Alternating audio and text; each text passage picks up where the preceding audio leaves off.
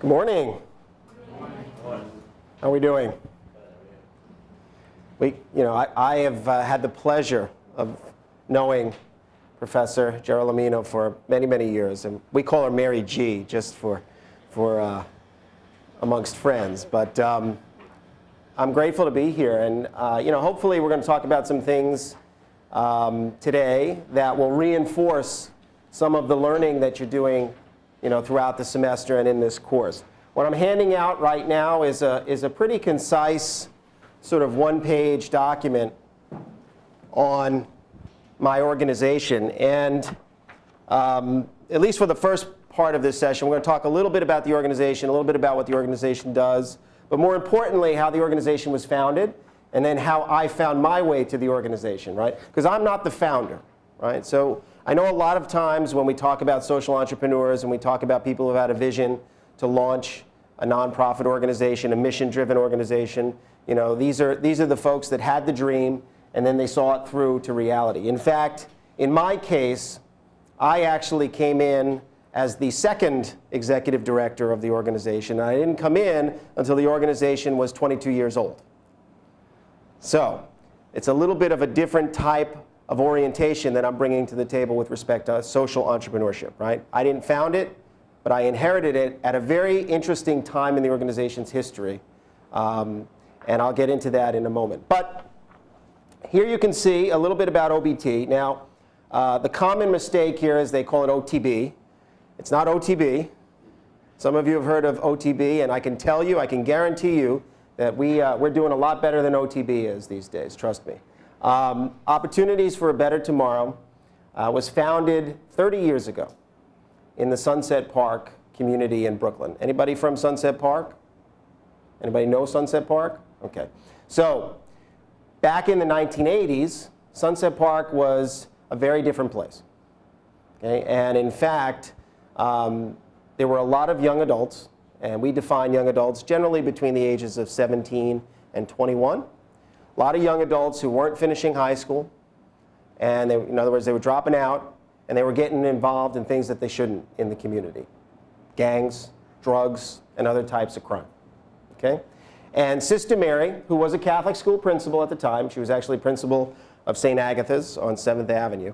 She was actually asked by the local community board if she would found a program or design a program specifically for disconnected youth, kids who are out of school and out of work, who are dropping out and getting involved in these activities, right? So this would be a program not for the kids who were finishing high school, not for the kids that were going on to college. This was a program for the kids that were dropping out and getting involved with things they shouldn't. And she came up with a model. It's the model that we still use today, but it's a model of business skills job training with integrated GED classes to get the young adults both the academic credentials they need as well as the skills they need to sort of get into the professional world, the world of work, right? And that was the program, that was the design, that's what it was founded on. And 30 years later, we are still carrying out that same mission. Now, you could read the mission's here, but I think the more important thing that I want to point out is not necessarily the mission statement. And we all know what a mission statement is, right? What's a mission statement? Say it louder. Is it the goal? Okay. Is it just the goal? And what the company's all about. The philosophy, right? Okay, very good.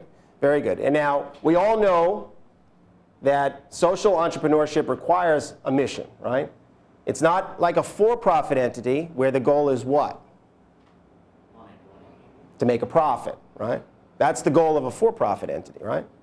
Now, for-profit entities could have social missions tied to that. They could also have foundations. They could also give back to community. And all those things are good things. Okay? But a nonprofit organization, a social enterprise is set up specifically to carry out a mission. And what's the big difference between the nonprofit social enterprise versus a private organization or private company? What's the big difference? Besides the profit motive. Okay, social enterprises don't have any owners, right? We don't have owners. So I'm not an owner at OBT. Our board of directors don't own shares in the social enterprise. Right? My board of directors are all volunteers, by the way. They don't get compensated for their work. Okay? And I'm not an owner in that if OBT does make a profit, it doesn't go into my pocket, right? It goes back into the social enterprise, right? So that's the difference, okay? We have a mission and we have no owners, okay? Everyone understand that? Okay. Now, the one thing about the mission I want to point out is these three sort of foundational principles: confidence, discipline, and professionalism, right? These are the three pillars of all of our programming. So everything that we do, everything that we design, even if it's a new venture, if it's a new program, if it's a new idea, it has to relate back to these three principles. How are we building confidence, discipline, and professionalism amongst our young adults? Does that make sense? If we can't demonstrate that it will in some way develop confidence, discipline, and professionalism, then we probably shouldn't be doing it. It's probably off mission. Okay? So, if we fast forward, and you could scroll through the history and the accomplishments. We were founded back in 1983. Just a quick update in terms of Sister Mary. She passed away in 2005. Okay? And then I joined the organization in 2006. So the organization has only had 2 executive directors in its history, in its 30-year history. It had its founding executive director, Sister Mary, and it's had myself. Okay? And I think I think that's an important point, and this is what we're going to focus on a little bit during this session. Because I didn't create the vision for OBT. In fact, back in 1983, at the ripe old age of 13, I was doubtful that I was thinking about how to develop a social enterprise, right? So I really came in after Sister Mary had already had a very, very prominent and successful sort of career and launched a very prominent organization, and it had a very, very strong presence in the Sunset Park community. Okay? But here's what happened. Okay? And this is not an uncommon story. Many times, the founding executive directors or the founding leaders of an organization, right?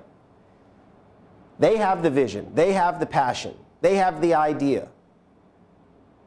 Many of them tend to be charismatic leaders, and she certainly was. She was a typical charismatic leader. What do I mean by a charismatic leader?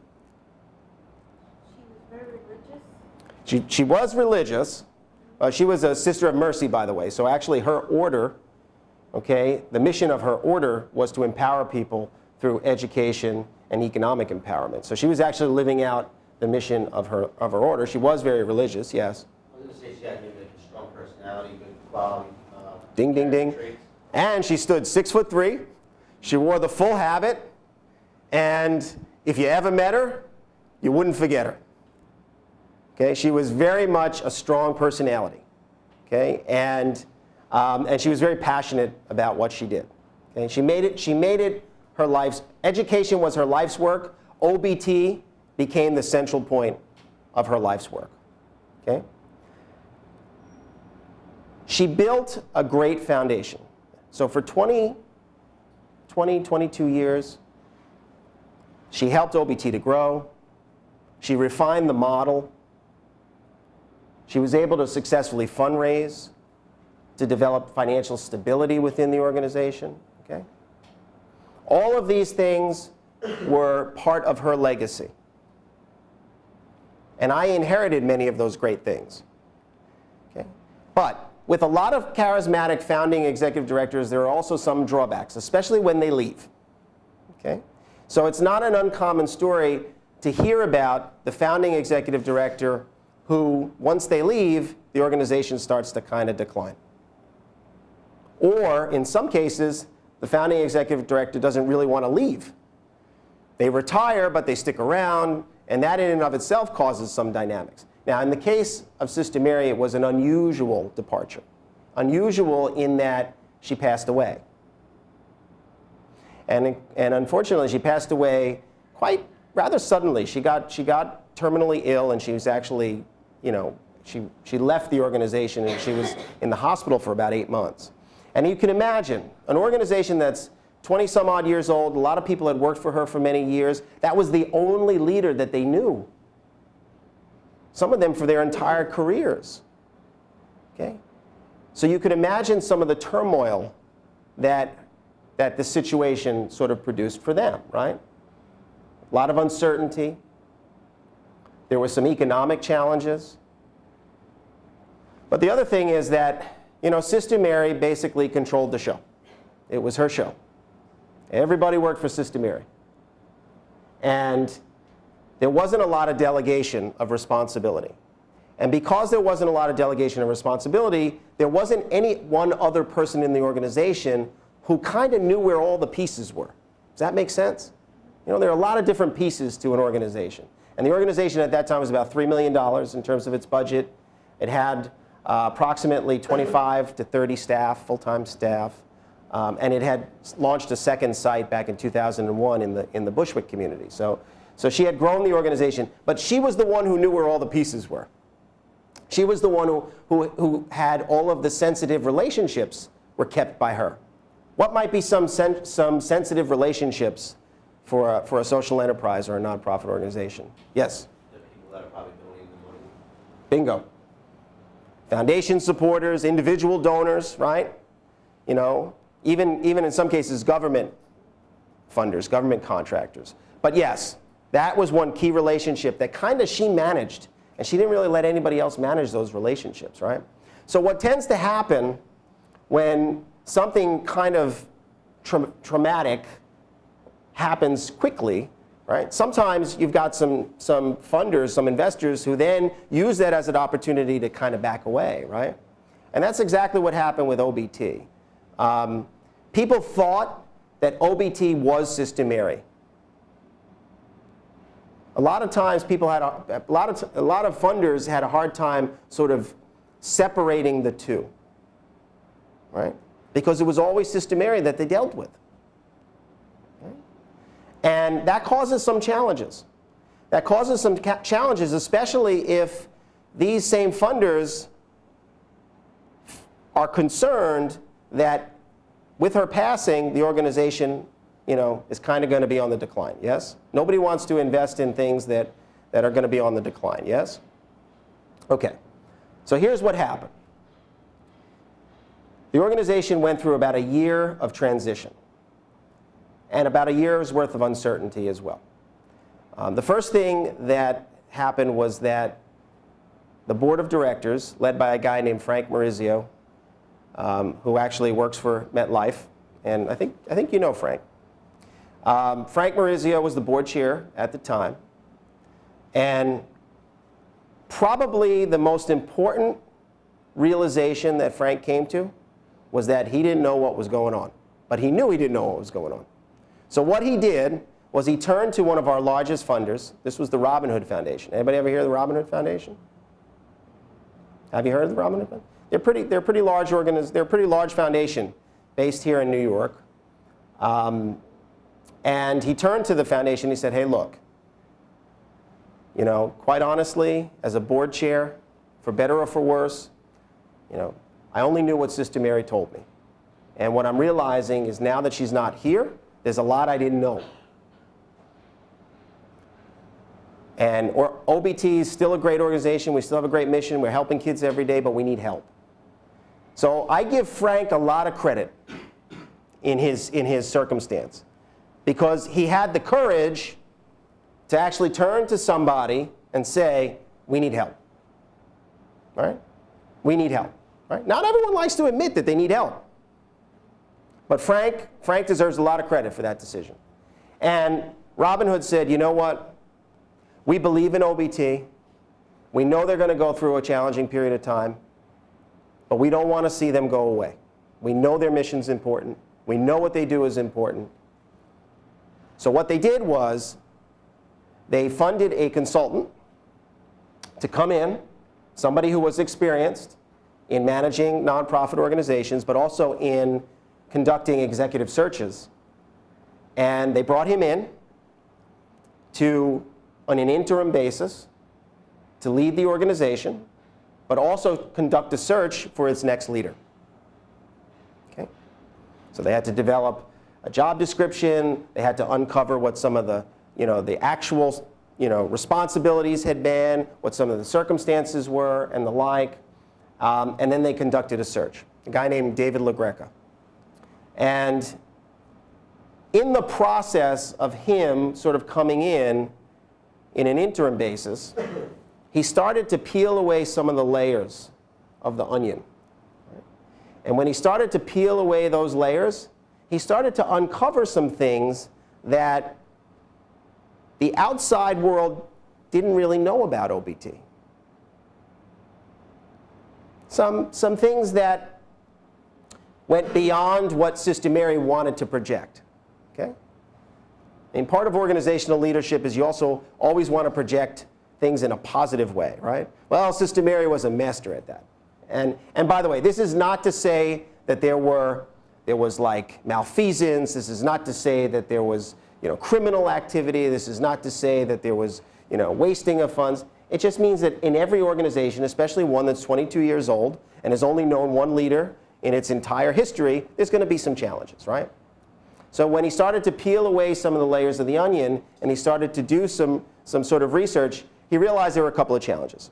First challenge was one that was kind of an immediate challenge. During the period that Sister Mary was in the hospital, government cut some of their main funding contracts.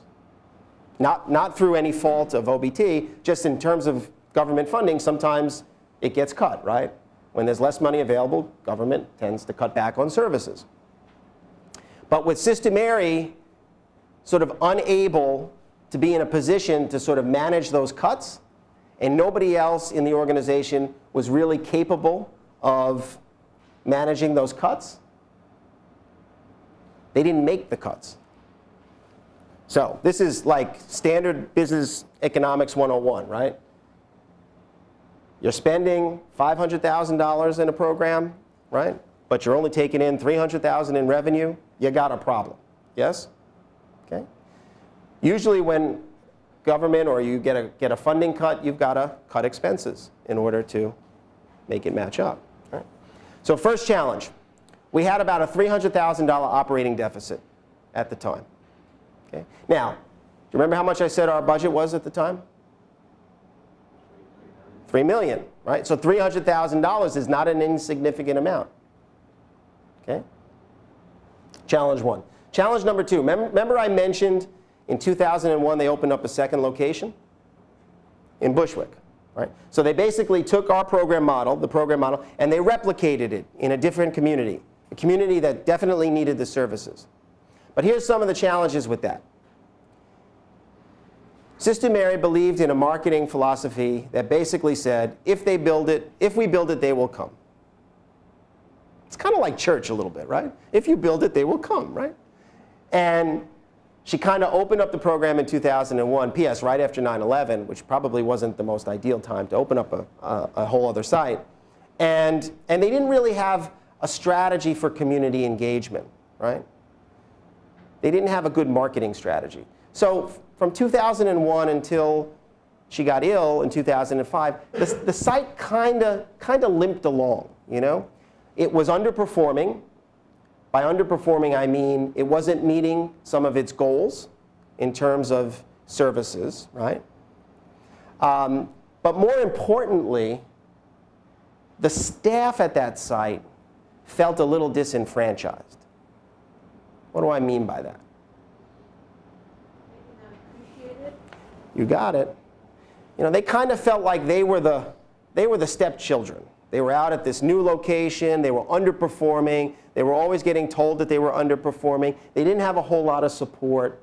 In fact, the director that was put in place to oversee the site probably was not the best fit for that location. She was Sister Mary's sister, her biological sister. And she just wasn't qualified. Very nice lady, but wasn't qualified. I mean, I hate to say this, but she was no Sister Mary, so to speak. So they kind of felt like, they kind of felt a little disenfranchised. They didn't feel like they were getting enough support. They were told they weren't meeting their goals, but they weren't getting support, and there was some challenges there. So that was another challenge once we peeled away the onion that we kind of knew about. Okay? Technology was a challenge at the time. I know this is hard to imagine because it was only 8 years ago, but they didn't have one centralized email system. So people were using their own personal email accounts. Right? There was no OBT email address. Okay? That's a challenge for communication purposes. Yeah. We had staff that were drawing down some pretty large salaries, but it wasn't exactly clear what their jobs were, what their functions were, and whether they were actually, doing a good job. Right? So these were some of the challenges that kind of emerged sort of post-Sister Mary. And what happened was, at the time, I had been working at the Brooklyn Chamber of Commerce. Okay? So I was actually working with the small business community. But I knew of OBT. I knew of OBT. I knew of its reputation. My background was in adult education and job training. So this was before I went to the chamber. So it was still within my field, right? And the search led to me. And I wasn't even their first choice. Frank only shared this with me a couple of years later. They actually had offered the position to another person who I know, very, very good guy, but he turned it down. So I became OBT's next executive director, right? And I had to deal with all of these challenges that I just talked about. Right?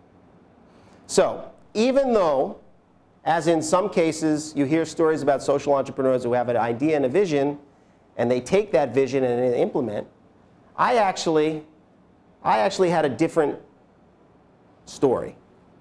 My story was, I came in and inherited a mature organization that was going through a very challenging period in its history for various reasons that we just talked about. Right? And I had to come in and I had to sort of address some of these challenges. Right? So, any questions so far? Any pieces of the story that are not fitting in yet? Okay, good. So this was my responsibility coming in the door, right? So the first thing we had to tackle was that budget deficit, that operating deficit, right? We couldn't keep hemorrhaging $300,000 in cash on an annual basis and expect to stay into business, right? I mean, that's just like basic economics. Right? Here's the good news, though. OBT had built up healthy financial reserves over the years that Sister Mary was there. So even though our operating deficit was quite significant, okay, we had a healthy fund balance, right? You all know what a fund balance is, right? Those are reserves that have sort of accumulated over the years. Right? And we were drawing down, certainly, those reserves, but in other words, we could do that for a year or two and be okay, but we had to turn the financial ship around. Okay? So that was probably the most significant challenge that I had to work on coming in the door. Right? So what do you do when you're faced with an operating deficit? Okay, you got to make cuts, right? You got to cut expenses, right? That's the immediate thing to do, right? Because only two ways to erase a deficit: you cut expenses or you increase revenue, right? I was in no position I didn't have a personal checkbook that could write a $300,000 check, so we had to cut some expenses, yes? So here's the deal. Remember that consultant I told you about? Okay. David LeGrec? Yeah, David LeGrec, yeah. He remembered his name too, that was good. So David had made 2 recommendations for cuts. Okay, so before I took over, he presented a set of recommendations to the board. He basically chose 2 very high-paid people in management-level positions in the organization to cut. One of them, as you can imagine, was that director of the Bushwick site, Sister Mary's sister. Okay.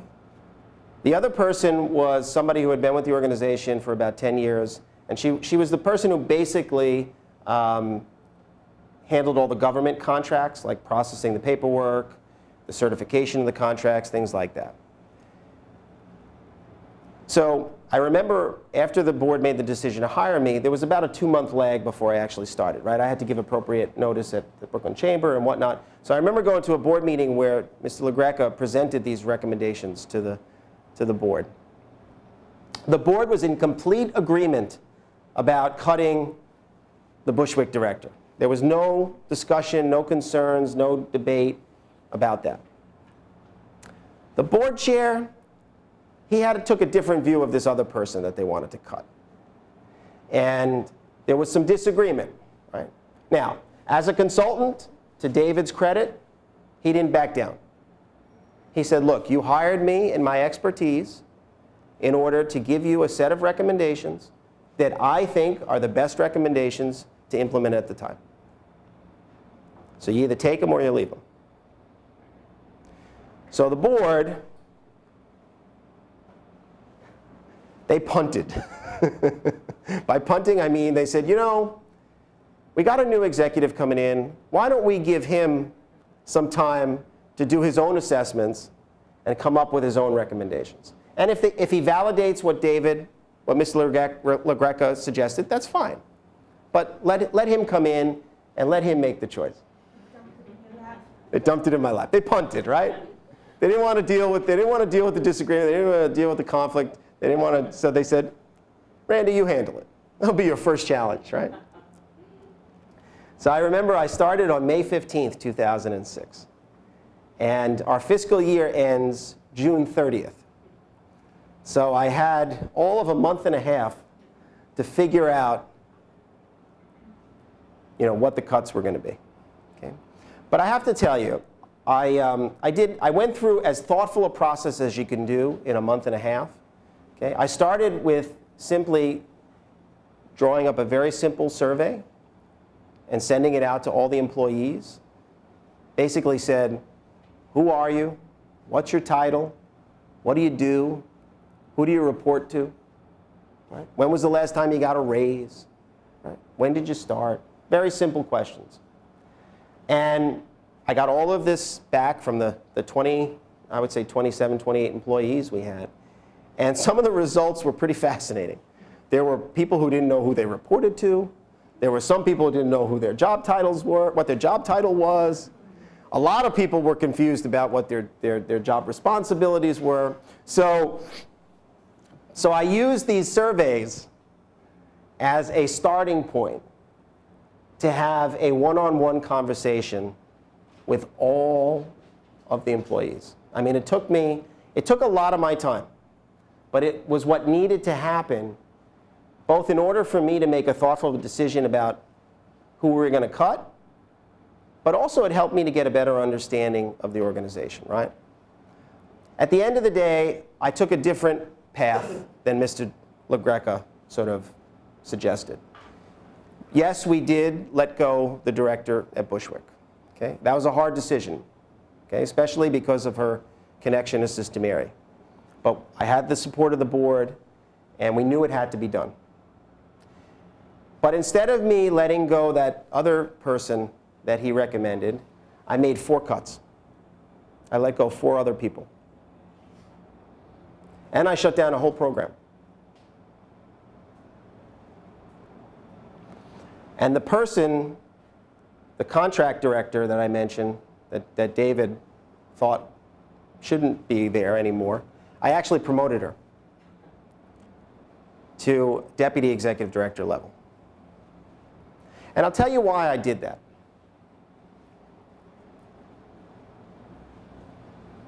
She basically was the keeper of a lot of sensitive relationships with government.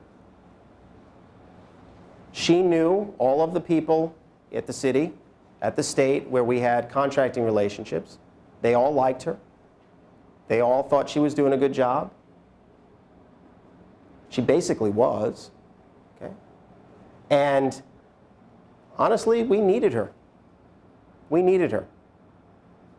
And by me promoting her, it also sent a message that I had confidence in her ability to also grow. and take on more responsibility. Okay. Fast forward to today, she's still with me. She's still with me. So, no social entrepreneur, no new executive wants to come in and make cuts. But sometimes you got to do it. By the end of the first year, 1/3 of the entire organization had turned over. It's not uncommon to have that level of turnover when you have a leadership transition in almost any organization, for-profit, non-profit. And by the way, it's also a good thing when you need to create rapid change. It's a good thing when you need to, because it makes it a lot easier if you're able to bring in a newer group of people who are probably more in line with where you want to take the organization, right? 50% change, that would be problematic. But 1/3, it's reasonable under the circumstances. Okay? And by the way, it wasn't all bad turnover. By bad turnover, meaning people didn't necessarily leave disgruntled, they didn't leave angry. In some cases, they just realized that they needed to move on in their professions. And in some cases, we actually helped them to move on in their professions. Okay? So, we got the budget under control. Now I have to start looking at some of the more organizational-wide challenges, right? The Bushwick site, why is it underperforming? What are we going to do to improve outcomes? Things like that. Here's proof that you should always keep your network in mind and keep them close to you, no matter where you go. A bunch of years earlier, I had been working for a small a nonprofit based in Flatbush called Canva. It's where I started my career in job training. And way back then, I was running welfare to work contracts. This was right after the Clinton administration passed welfare reform. And I had a city contract manager, a woman named Marjorie Parker, who basically she was my boss, right? She was the person at the city that made sure that we were doing what we were supposed to be doing with those contracts. I had developed a relationship, a positive working relationship with her, and I had a lot of respect for her. She was very, very smart. She was, she worked in the Giuliani administration at the time, and I had a lot of respect for her. So fast forward several years later, I find myself here at OBT. I've got an underperforming site. It's going through a lot of challenges. Okay? I knew I needed somebody with Marjorie's skill set in order to come and help me shape things up.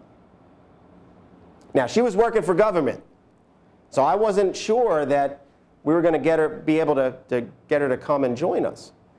But in fact, she decided to come on board as a consultant. And she had a 6-month project. She was going to work with my Bushwick team. She was going to do 2 things, essentially.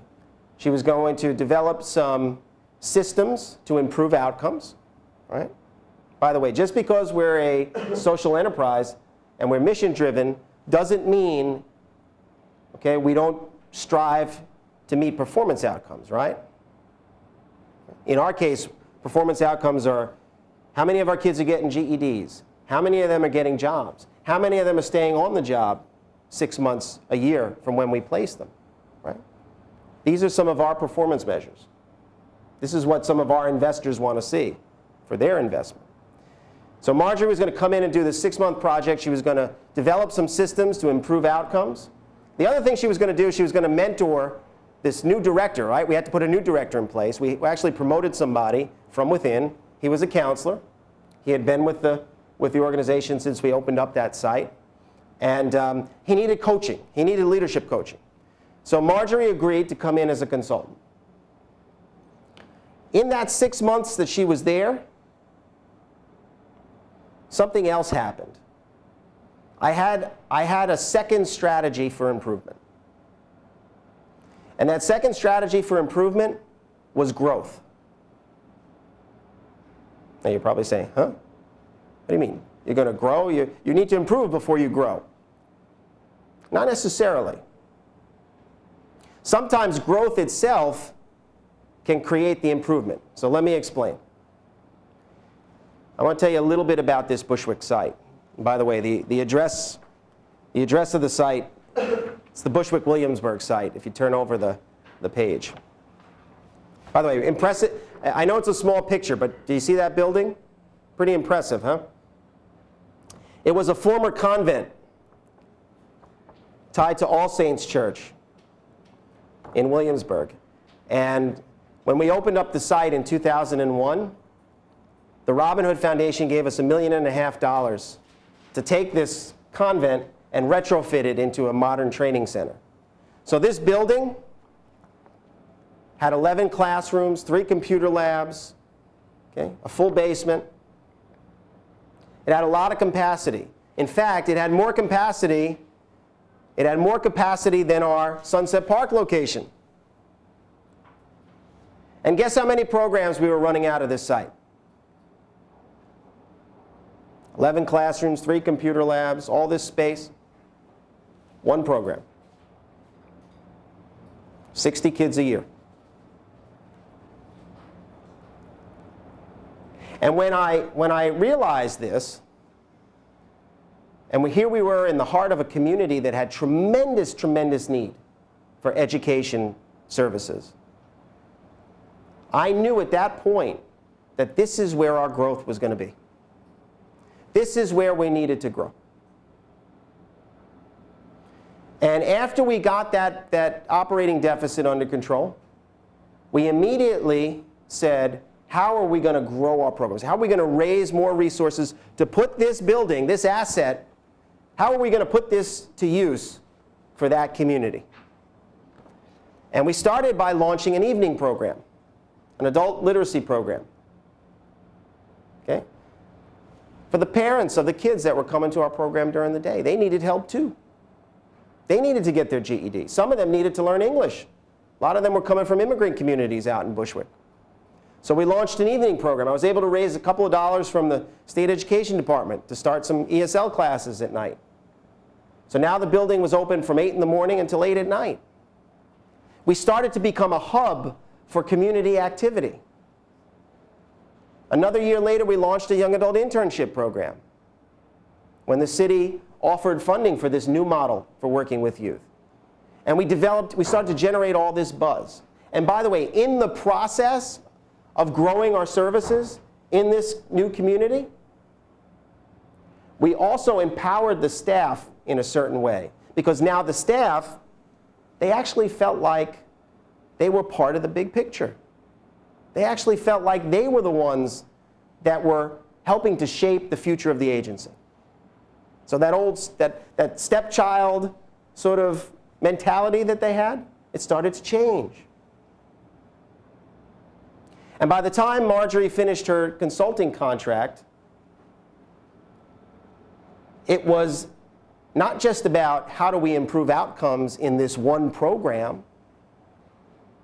And she's really, really smart. And she's still with me today, too, by the way. But she said, you know, Randy, you also need to manage growth now.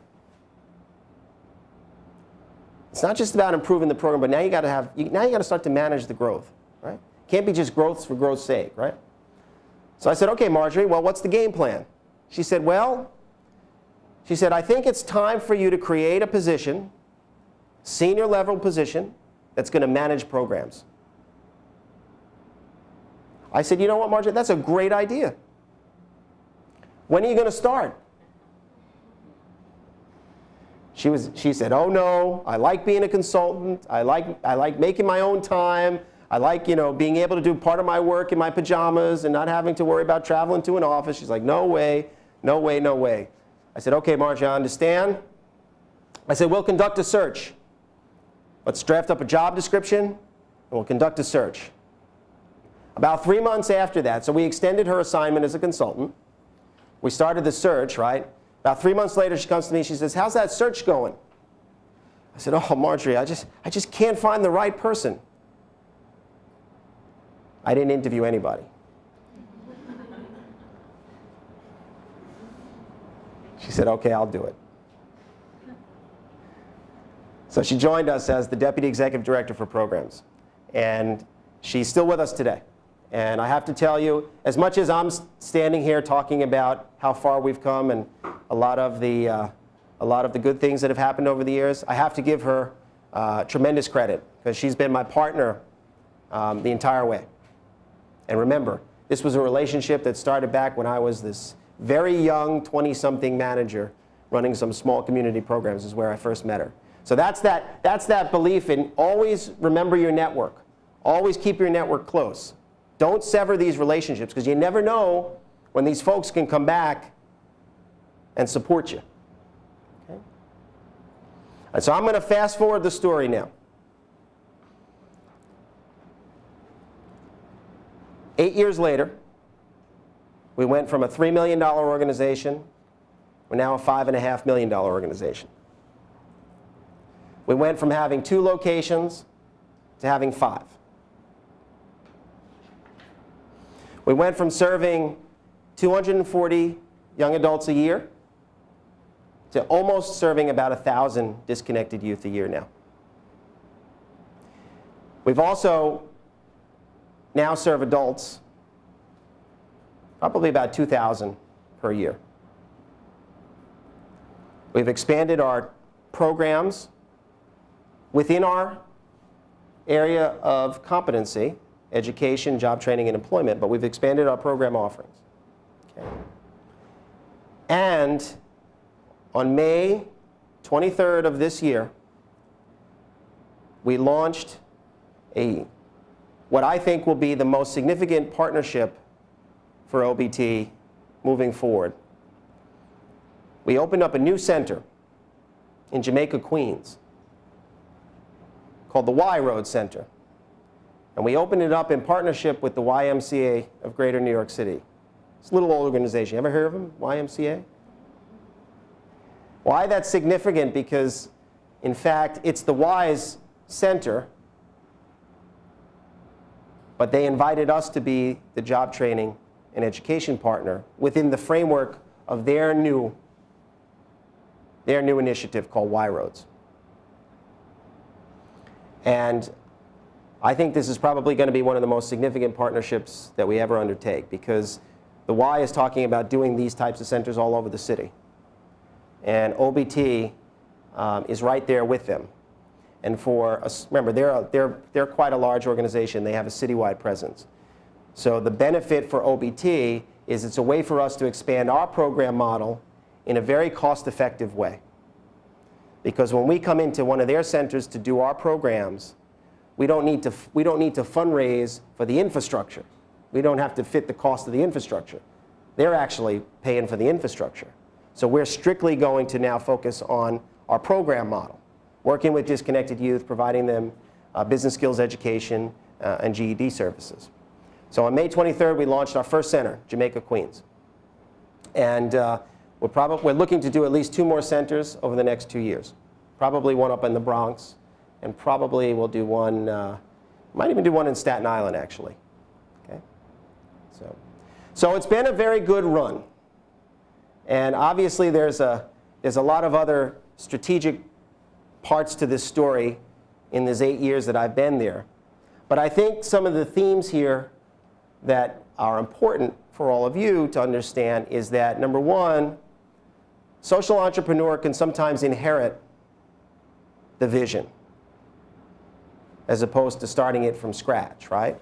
And that's where I came in. And by the way, I give all the credit to Sister Mary, because even though there were challenges when I first came to OBT, the basic foundation that she built was a good one.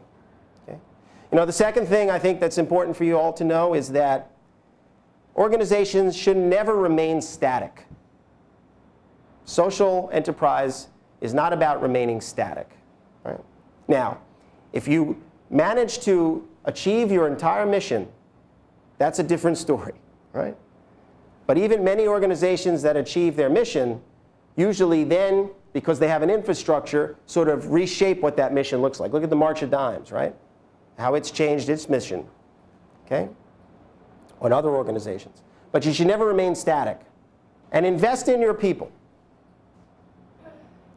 That's the other thing. I don't have a lot of, as a leader, I'll be honest with you, I don't have a lot of natural skills. I'm a relatively smart guy. I communicate well. But the one skill set that I do have in abundance, and it's just kind of one of those things that I've been able to hone in over the years, I bring in good people. I bring in smart people, and more importantly, I have a very good sense of where they should fit in the bigger picture. So I knew Marjorie would be the right fit. I knew promoting this deputy at the onset would be a smart move. And I brought in other people along the way to help me grow the program, to help me grow the organization. And it's really about managing people's strengths. A lot of times managers will spend a lot, they'll focus on people's weaknesses, right? Well, this is where you're deficient, so we're going to work on how to improve that. Well, guess what? People don't always change a whole lot. But if you can identify where people's strengths are, and if you can pick up where they would fit, and where they can maximize those strengths, and you could build a team where everybody's strengths sort of complement each other, then you don't have to worry about the fact that, well, you're not good in accounting, and you're not good in counseling. Because you're together, I've got a great accountant and a great counselor, right? That's about managing teams. And that goes for every organization. Social enterprise, for-profit corporation, it's about the team. Another thing I'll tell you, infrastructure is important. Many times nonprofits look at infrastructure as a sort of afterthought. After I've paid the salaries and took care of the staffing, whatever's left we'll put to infrastructure. What's infrastructure? What do you think some of the infrastructure costs for OBT are? I'll take a wild guess and say training. No, yeah, it's development costs, sort of, but how about these buildings? Yes? How about technology? Remember I said we had no centralized email system when I came in? Well, one of the issues we addressed right off the bat was we invested in our own email domain server, Exchange server, and got everybody on the same email system. And that helped to facilitate more positive communication in the organization. Okay? Your building, your technology, right? These are the parts of infrastructure that are important. And they're important because guess what? Nothing could be more demoralizing to a staff than having to come to work every day and have to worry about the place is not clean, the place is not sanitary, I never know if my computer's going to work, I don't know if my phone system's going to go down. These are little things, but imagine how important they are. How much time we got, Mary? We got more? We have time. Okay. We're good? Okay. You're good. So soon we'll open up the Q&A. Yeah. So infrastructure. Infrastructure can't be an afterthought. Okay? And I learned this a long time ago. By the way, in my career in workforce development, I'm working with youth right now. I told you I worked with welfare to work populations. I used to run programs on Rikers Island for guys that were coming out of jail. Remember, Rikers is a jail, not a prison. But I also worked in the prison system, guys who were transitioning out of prison, employment programs. And I have to tell you, your location and how much you invest in that location is a direct reflection on what you think of your clients. And I'm not going to name any names. I'm not going to put any other organizations under the bus. But if you're delivering services out of a dump, that's a reflection on how you see the people that are coming for your services. So if you come into one of our buildings, it's spotless. We invest in infrastructure, both for the staff as well as for the clients. I remember when I used to work with the guys coming out of prison, we used to send them to some of our program sites, and guess what they looked like? They looked like prisons, which is exactly what we didn't want them to look like, right? By the way, we work with a lot with young adults. Dropped out of high school.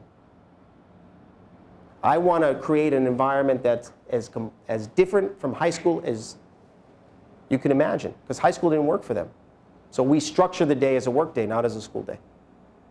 Yes, we have classes, but everything else is about work. So we have a professional dress code every day. Every day our kids have to come dressed like this. And in fact, even more so, our kids got to shave every day, like you'd have to shave. I shave, it's just long. You'd have to lose the earrings.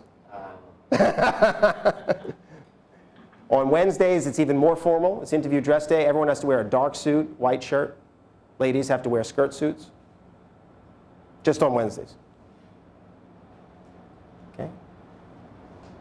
It's about pulling these kids out of their comfort zone, right? It's not about the dress code per se, but if we can pull them out of their comfort zone in the short amount of time that we have with them, when it comes to the bigger decisions in life that they have to make, they'll be more likely to want to take a risk, try something different, yes? But we have professional dress standards. We have people scan it. It used to be people punched in. In Sister Mary's day, you know, like the old punch clocks? They used to have to punch in. Now we have the scan code, so they actually scan on their IDs into the computer. But that's how we track people's attendance. People are required to be there each and every day on time. We have a progressive disciplinary system, so when people are not doing what they're supposed to be doing, as if it was a job, they get written up. And by the way, if they can't meet the conditions of the program, we fire kids. And sometimes that lesson of just being fired is the most important lesson that we can deliver. Because we'll take a kid, maybe he's 17 and he's just not right for the program. He'll come back at 19 and say, you know what? I was too immature back then, but I'm ready to go now. But if they put in the work, the reward is great.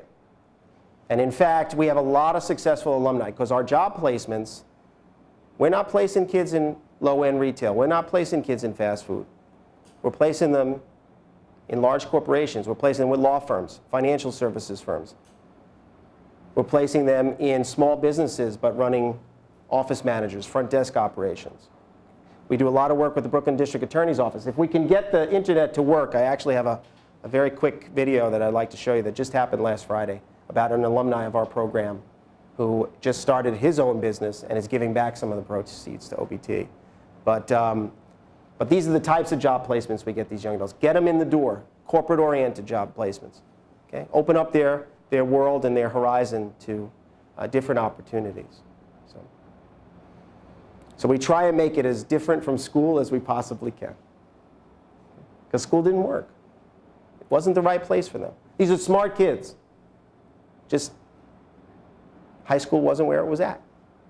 Okay? And yes, we help them with college access. Right? So many of our kids would aspire to be sitting where you are today. Because you all know that higher education is a necessity now. You can't get very far with just a high school diploma anymore, right? So you must pursue higher education, okay, for your long-term benefit. Right? So we help them with that as well. So that's OBT. And that was a little bit about some of the challenges that I faced as a social entrepreneur. I mean, I think